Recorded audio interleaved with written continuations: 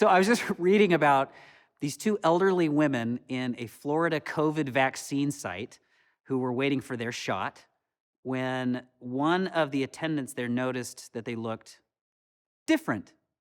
You know, they kind of sort of looked like grannies because they had these sort of bonnet things on and these thick glasses, but the staff felt really suspicious. And so they approached them and asked for their IDs. And it turns out that these two women were 34 and 44 years old. And they were just trying to sneak a vaccine. They just didn't quite fit in with the people that were supposed to be there. They didn't quite belong. What I keep making the case for in this series is that sometimes standing out is actually a really, really positive thing. Because, and this is the premise of everything we've been talking about, it's simply this: you must be different if you want to make a difference. And so over the last few messages, we've explored how to build uncommon character and uncommon wisdom, uncommon courage. And the last message was how to see life through an uncommon perspective of how justice happens in the world. And I make the case that if you are this certain kind of odd, that anomaly, and it really is an anomaly in the world as we know it, then you will have a great impact in your world because you will earn the most valuable thing that anybody could give you: trust. But I'm not going to lie and tell you that life is going to get easier if you live this odd life. In fact, I think the counter pressure may increase and the temptation to deviate from your convictions is only going to get greater. You're going to experience more people trying to call you out and second guess your motivations and calling you to break focus or calling you to retaliate and get bitter. I want you to break the delusion that if you throw good out into the universe, good is going to return. Come on, you know that doesn't work. You know that throwing good out sometimes just means that you're going to get mud thrown back. And I don't blame you if you want to avoid that.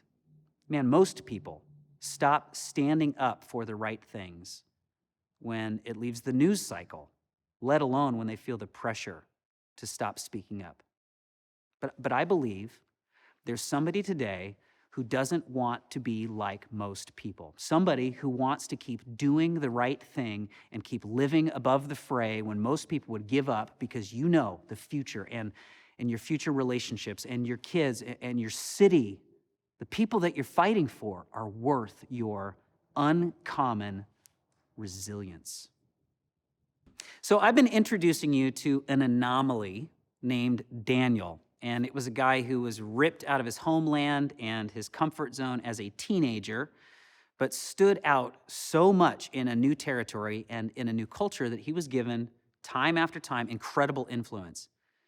And you'd like to think that a life lived virtuously would at some point stop facing so much backlash and pressure, but that's just not real life, and it wasn't Daniel's life. That is not a guarantee if you live an uncommonly good life.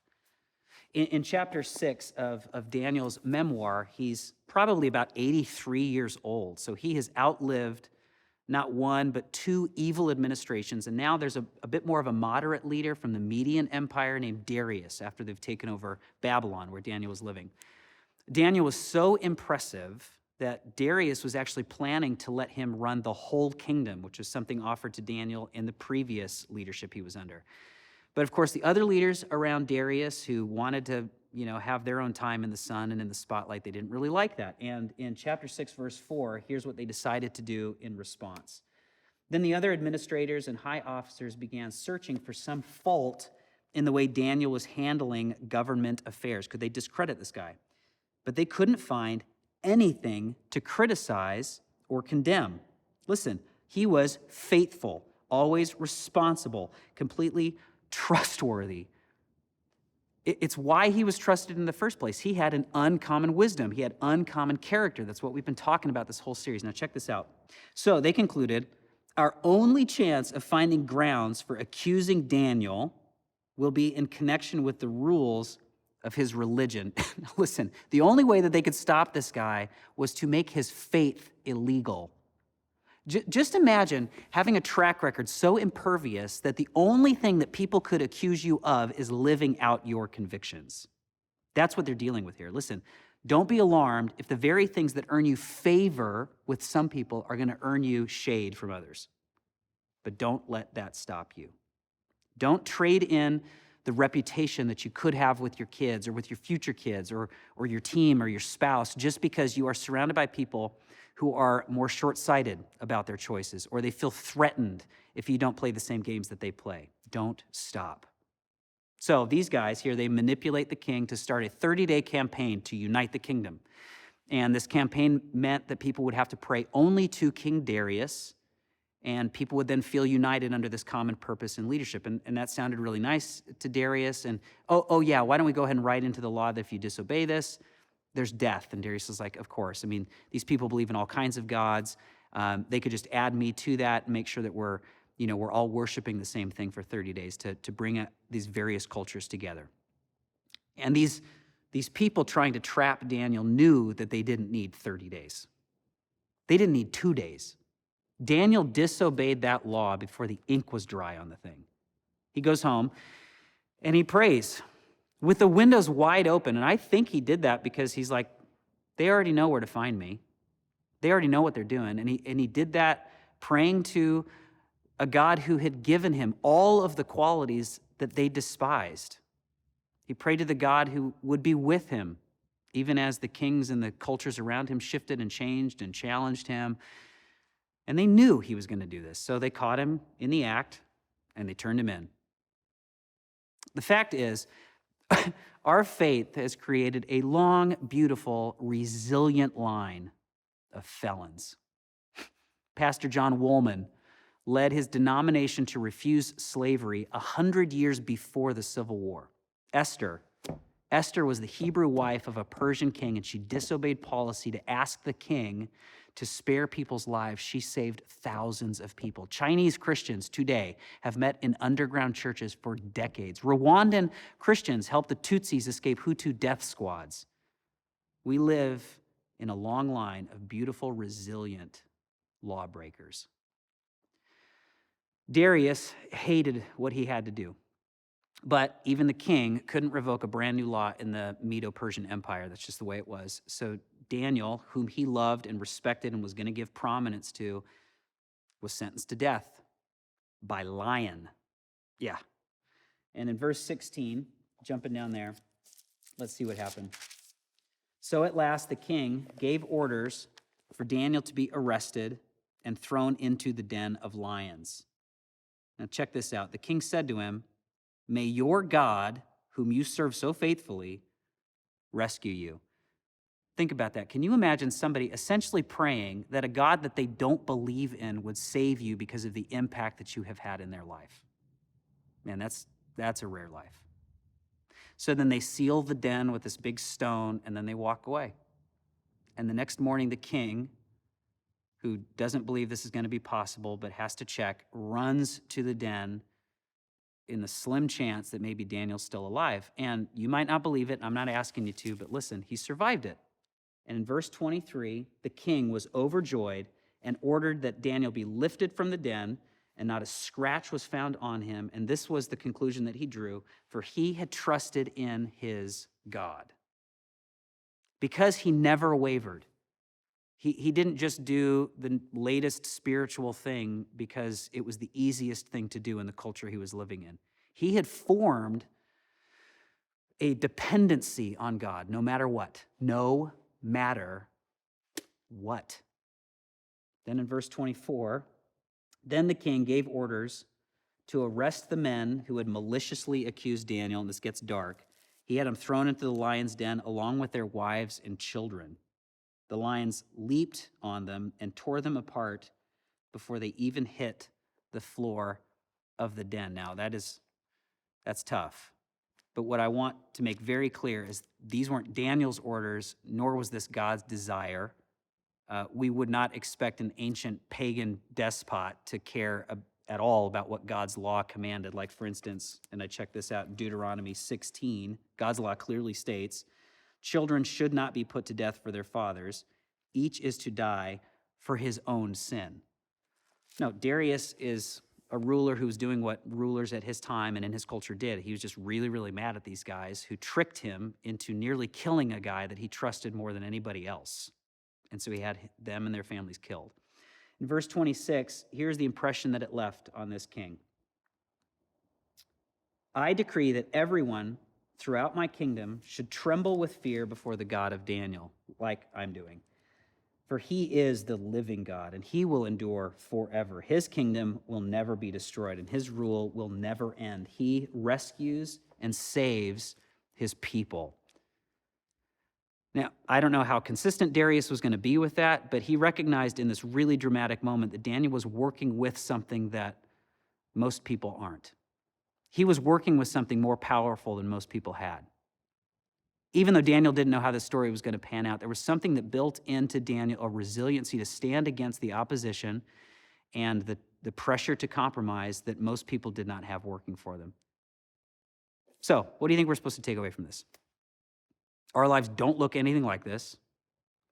You might not even believe that there is such a thing as a God who shuts the mouths of lions. I know that sounds absolutely crazy, but I do know this. I know you and we get thrown to lions all the time. I know that if you really want to take a stand for something, it might upset your family. I know what it's like to feel like you have to calculate every single word you're using in the world that we're living in right now, because you otherwise are going to get shunned for one syllable out of place. I know that you're tempted to reduce your convictions to make your crowd more comfortable. I know that your career is at risk if anybody found out what you really believe. Like, if you trust Jesus, I know that you have been tempted to disregard your faith, especially in the last few months, because it doesn't sit well with your cultural moment. Heck, I know you feel pressured to mute your values that you used to have, just because it seems like the only way that you're actually going to find love. But I also know that you want a backbone. I know that you want to be a threat to evil and hate and ignorance. I've always found it interesting that when I want to feel braver, I can't just conjure it up inside myself. I always have run to something that I thought would work for me when the world was against me, something that would cover me when the world was bearing down on me, like when I was a kid and I thought that there was a boogeyman in my house and I would get under my blanket. You remember how protected you used to feel against monsters when you were tucking yourself under that just small layer of fabric? It was like magic. The lions can't get me here. I think in some ways that's still true for us. So the question is, what if you had more than a thin layer of fabric to cover you when there's a pressure to conform? What if you really knew that no matter what, or who was standing opposed to you, whatever pressure that you felt in life, what if you really knew that God is faithful and God is for you? What if you knew that? What if God is faithful to you and God is for you, even when it seems the world is against you and the world is failing you? I get that it's really hard for some of you to believe that anything is looking out for you other than you. I know that you've grown up now, and God just feels like another thin layer of fabric that people throw over themselves to feel better. Like, because life should have been easier for you if there was a God. But what if? What if what's really going on here isn't a world that gets easier to live in, but a God who creates people resilient enough to change it? 2 weeks ago, I did a memorial service for my friend Ray. And Ray was this insanely talented animator and illustrator. He was a great husband and a father and a grandfather. Ray was a dreamer. But Ray was, and he would want you to know this, above all else, a follower of Jesus. And as Ray was enduring 5 years of cancer, we would talk frequently. And he loved this church and he loved these people. So he wouldn't mind me sharing what he told me I had to teach at his memorial service. The title of the message that Ray titled was God Did Not Fail. And I know that he wanted me to preach that because Ray knew his calling in life. His calling in life was to bring the great news of what Jesus had already done for us. And there were people who only met Jesus because they met Ray. So God did not fail. Because Ray trusted God and Ray knew what his purpose was in life, he knew, listen, he was unstoppable until God wanted him home, even if he was facing lions. See, he wasn't afraid. He wasn't afraid of lions or cancer. And I saw it firsthand. Uncommon resilience, because here was a life convinced that God was faithful and God was for him. Now, I know some of you are scared. If you're really honest with yourself, I know that you are discouraged. I know life is a struggle for you right now. I know that you are exhausted by what seems like constant antagonism against you. But my friend, listen to me. God is faithful and for you, even when the economy's not. God is faithful and for you, even when your coworker's not. God is faithful and he is for you, even when your husband's not. God is faithful and God is for you, even when the president's not. God is faithful and God is for you, even when other Christians aren't. God is faithful and God is for you, even when your body is not. And let's just get real. God is faithful, even when you're not. And God is for you, even when you're not. See, trusting God doesn't mean that life gets easier. It doesn't mean that the fires won't feel hot. It doesn't mean that you won't have awful leaders above you. And it doesn't mean that you're not going to get disregarded often. But it does mean that those things won't destroy you and make you into something that you're not meant to be.